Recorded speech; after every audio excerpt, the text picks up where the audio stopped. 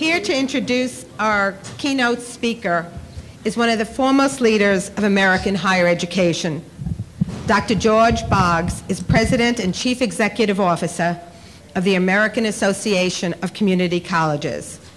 The 1,000 institutions represented by AACC are at the very forefront of innovation in providing education and training to a third of the American student population. George Boggs has been a long-time leader of community college movement. Before coming to Washington to head AACC, he was for 15 years the president of Palomar College, part of the California Community Colleges. He has been a spokesperson for higher education in general and community colleges in particular before the Congress and the Department of Education. And he has played a significant role in the Obama administration's efforts to strengthen the ability of colleges to provide our nation with a trained and well-educated workforce. George?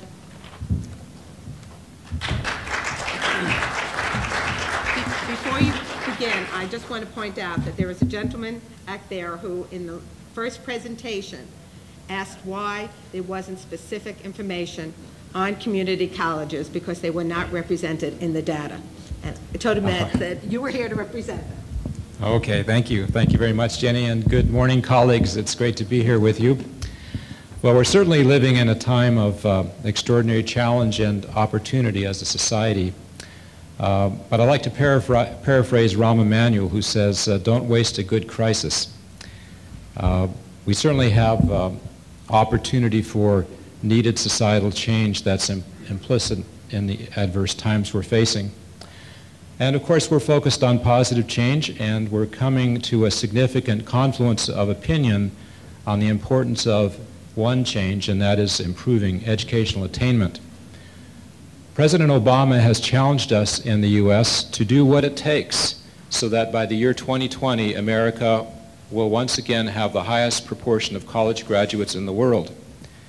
We're also seeing major foundations weighing in. The Bill and Melinda Gates Foundation states that education is the great equalizer. It enhances our lives, informs our choices, and prepares us for meaningful employment and to contribute to communities in which we live. The foundation goal is to double the number of young people who earn a post-secondary degree that is valued in the marketplace by the time they reach age 26. The Lumina Foundation for Education, which is perhaps the most significant foundation focused on higher education, has a big goal that 60% of Americans hold high-quality 2- or 4-year college degrees and credentials by 2025, 60% up from today's about 42%. Business leaders are also coming to agree. In releasing the report of the Business Roundtable Springboard Project last month, Bill Green, the chairman and CEO of Accenture, and the project chair said, improving education is essential to building a better trained and skilled workforce. This must be a top national priority if America is to retain a leadership position in an increasingly competitive economy.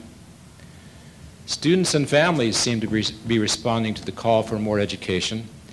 Credit enrollment this fall in community colleges rose by 11.4% across the country over fall of 2008, and by 16.9% over fall of 2007, bringing our credit enrollment to over 8 million in America's community colleges. But the system is straining under inadequate funding in this economy.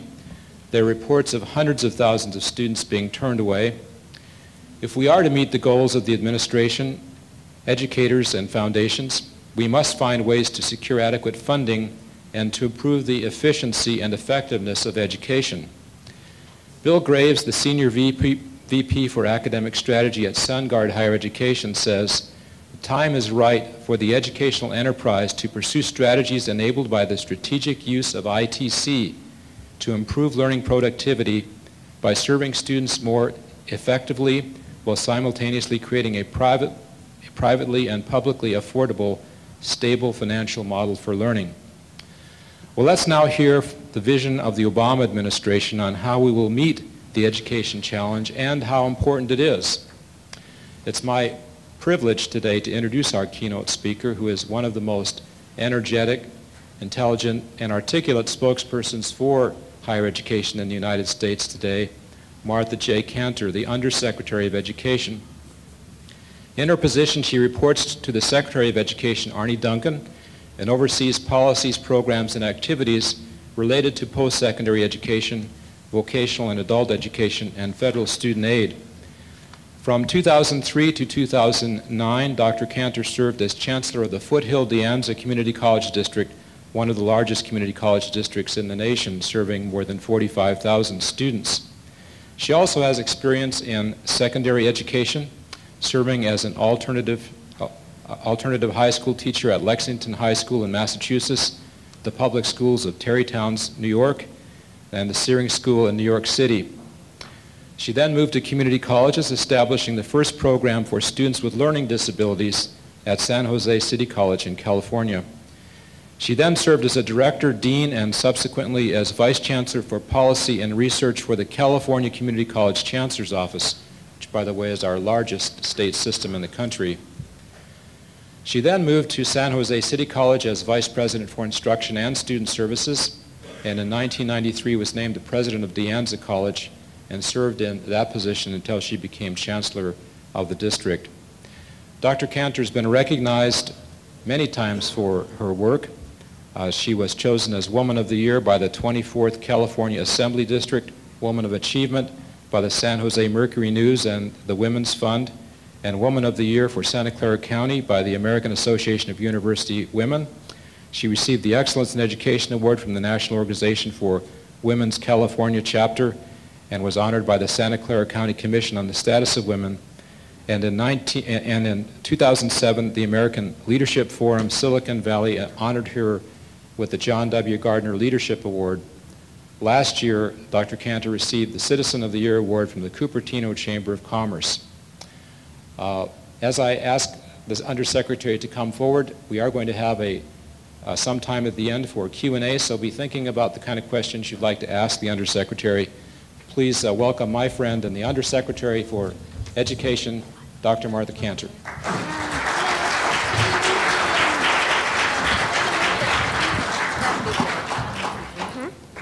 Oops. Can you put it on? Great. Hi, everybody. Thanks for having me. Of course, you know, I won those awards and was very grateful to those organizations, like many of you. So one of the things I did when I was sitting here listening to George introduce me was to sort of look at the audience and say to myself, where are the women and minorities? And so I counted everybody who's here, and then I counted 13 women in the audience, and I probably counted the same amount of people of color. And I thought to myself, if we're going to change the face and time and space of what happens in higher education, K-12, and early learning, which is really the connected system across the board that also connects all of that to the adult workforce, and just a note of the 90 million adults in America out of our 296 million as of the 2005 census update. So we have 93 million adults that have had little or no college, a third of our, a little small number of people, almost a third of our population.